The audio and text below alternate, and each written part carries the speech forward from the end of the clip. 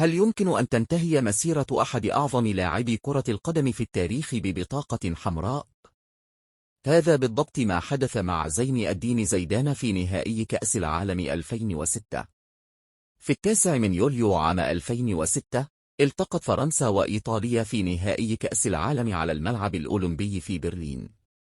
كانت هذه آخر مباراة في مسيرة زيدان الاحترافية، وكان الجميع ينتظر نهاية أسطورية.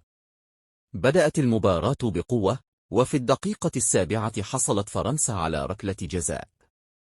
تقدم زيدان وسدد الكرة بطريقة بانينكا لترتطم بالعارضة وتعبر خط المرمى، معلنا تقدم فرنسا بهدف رائع.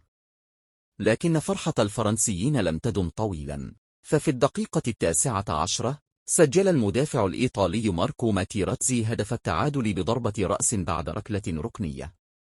استمرت المباراة متكافئة حتى الأشواط الإضافية، ثم جاءت اللحظة التي لا ينساها أحد.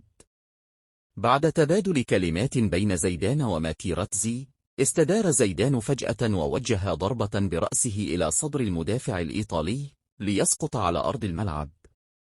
بعد التشاور مع مساعديه، أشهر الحكم البطاقة الحمراء في وجه زيدان. غادر قائد فرنسا أرض الملعب بصمت، مرا بجانب كأس العالم في واحدة من أكثر الصور شهرة في تاريخ كرة القدم. انتهت المباراة بركلات الترجيح، وفازت إيطاليا بنتيجة 5-3 لتتوج بطلة للعالم، بينما انتهت مسيرة زيدان بطريقة لم يكن يتوقعها أحد.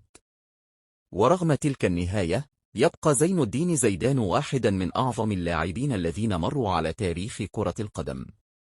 برأيك، هل كان زيدان مخطئا في رد فعله، أم أن الاستفزاز كان كبيرا؟